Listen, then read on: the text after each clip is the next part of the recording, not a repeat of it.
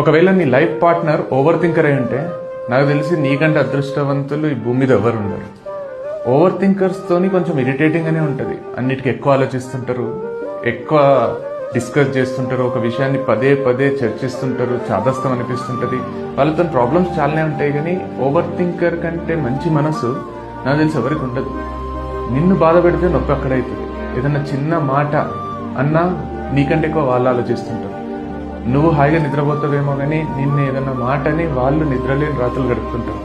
వాళ్ళు అదే ఆలోచిస్తూ ఉంటారు. నేను ఏదన్నా అనరా అన్ననా, వీళ్ళు నాకు దూరం అయిపోతారా, వీళ్ళ మనసులో నాకు ముందున్న స్థానం లేదా, నన్ను అసహించుకుంటున్నారా, నా మీద ప్రేమ తగ్గిపోయిందా, ఇట్లా ఆలోచిస్తుంటారు. వాళ్ళు నీ గురించి ఆలోచించినంత ఇంకా దేని గురించి ఆలోచించరు. వాళ్ళు నీ విషయంలో ఓవర్ థింక్ చేస్తున్నారు. నిన్ను అంత ఇష్టపడుతున్నారు కాబట్టి చిన్న చిన్న విషయాలు బాధ పెడుతున్నాయి వాళ్ళను.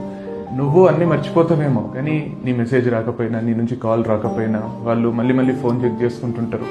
చాలా ఇరిటేటింగ్ ఫీల్ అవుతుంటారు. ఎందుకంటే వాళ్ళ మనసులో నీకు ఇచ్చిన స్థానం అట్లాంటిది. సో ఓవర్ థింకర్ నీ లైఫ్ పార్ట్నర్ అయితే వాళ్ళని మాటి మాటికి ఇన్సల్ట్ చేయకుండా అప్రిషియేట్ చేయండి, అక్నాలెడ్జ్ చేయండి. ఎందుకంటే you mean world to them.